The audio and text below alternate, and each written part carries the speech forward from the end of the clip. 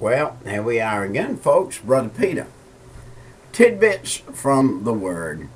We're in Hebrews chapter 12. We've been through Hebrews chapter 11, which is called the Book of Faith. The chapter of faith gives us the great cloud of witnesses that have gone on before us that lived by faith, and they were rewarded for their faith. Let me tell you one little story right here in the Bible that it really is interesting. There was a lady that gave 2 little mites. That's all she had. She put them in an offering plate to the Lord. She gave all she had, those 2 little mites. Do you know that she has still got those 2 little mites? Because when she put them in, they were a reward in heaven. They were considered gold, silver, and precious stone. That lady's 2 little mites is now in heaven. That lady's 2 little mites has every single time that we talk about her, they grow. And every time they grow, they get bigger. Do you know that when we get to heaven, we might look, and there may be this mansion up on the hillside, and we look at it, and we say, that's the biggest mansion in heaven. Whose mansion is that? And they'll say, oh, that's the widow that gave the 2 mites. That's the interest her mites have drawn since she put them in. This is the mansion that they have built. Do you know if you put all your little mites into God, He'll take them and make them big mites. When? In the future. But even now He will. Do you know I'm not a man of a great depth and a lot of prayer? But when I pray, I see answers. And that's what I want. When I pray, I want to see answers. When I pray, I want to see answers. When I act, when my actions come forward, I want it to be correct. When God speaks, do you know when God speaks to you? Do you know when God speaks to you? Let me tell you, yesterday, I had a friend. He was leaving out, going somewhere. And the Lord spoke to me the minute he got out of sight, out of the driveway. He's gone. And the Lord spoke to me and said, you know, you got a little money in your pocket. And this fellow could have used $1 or 2. Well, we're loading a trailer, and about 10 minutes later, here he come. Back through. Forgot something. Oh, may that was good. The Lord sent him back. I reached in my pocket, and I got a few of the dollars the Lord allowed me to carry yesterday in my pocket. And I started to count them, and I said, this is foolish. Why would I count this money? I just ward it all up and hand it to him. Just ward it up and hand it to him. It don't matter whether you know how much it is or not. Well, say, Brother Peter, aren't you interested? Yeah, I was a little, but it didn't matter. I really don't know how much it was. But I knew it was all I had.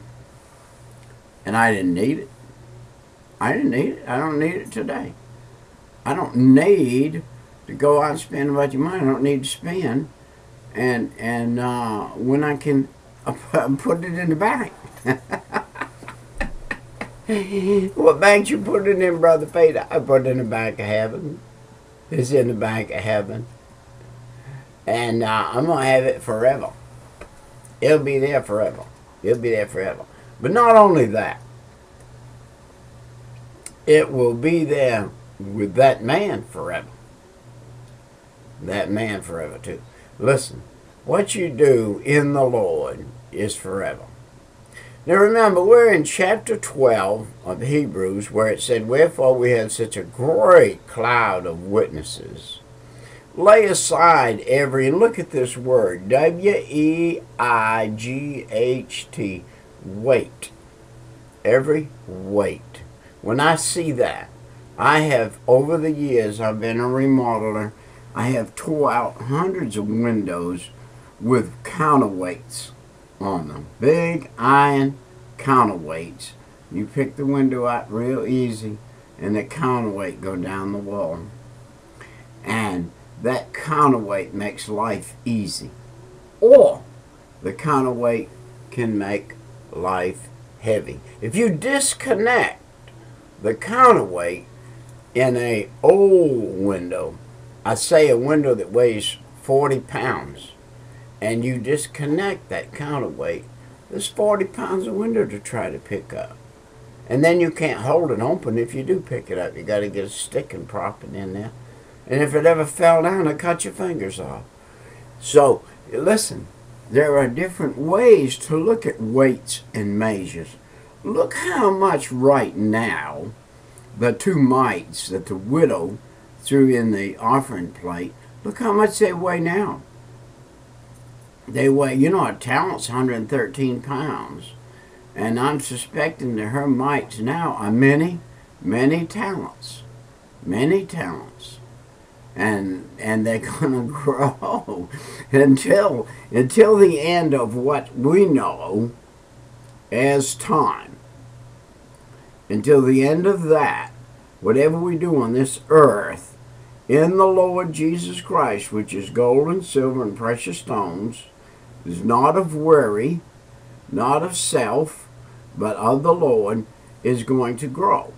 And as it grows, it's going to gain. Hey, we've got the story of the 10 talents the Lord gave out.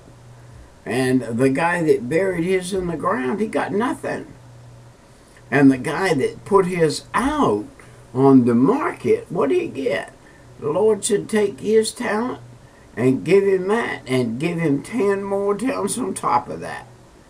Hey, you cannot outgive God. You cannot outgive God.